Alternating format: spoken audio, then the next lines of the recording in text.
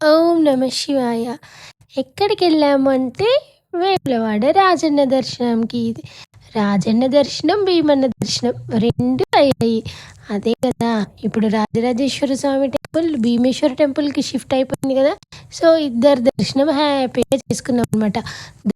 దర్శనం ఎలా అయిందంటే, మంచిగా గర్భగుడిలోకి వెళ్ళి అభిషేకం చేసి చాలా బాగా దర్శనం అయితే చేసుకున్నాం.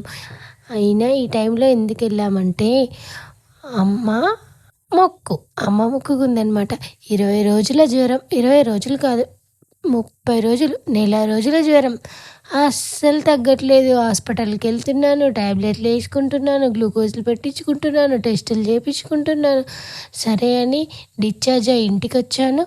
ప్రతిరోజు చలిగా ఉంటుంది, అస్సలు ఒళ్ళు వేడిగా, నాకు చలిగా ఉంటుంది, అస్సలు తగ్గట్లే. ఒకరోజు అమ్మ వచ్చి వెళ్ళిపోయింది. మళ్ళీ వెళ్ళి కాల్ చేస్తే, మళ్ళీ ఈరోజు జ్వరం వచ్చిందమ్మా, 102 జ్వరం ఉంది అని చెప్పిన.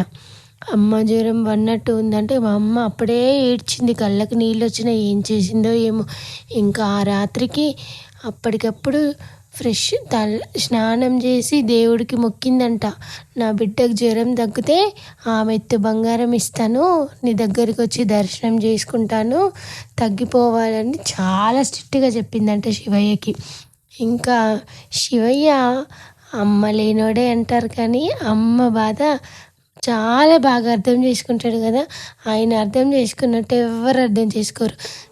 సడన్గా నాకు ఇన్ని రోజుల నుండి లేని చలి అంటే ఉడకపోతా, వేడి, సడన్గా 12:30 రాత్రికి ఫుల్గా ఉడకపోస్తుంది, చెమటలు వచ్చినాయి. బాడీ సడన్గా 20 రోజుల తర్వాత చల్లగా అయిపోయింది.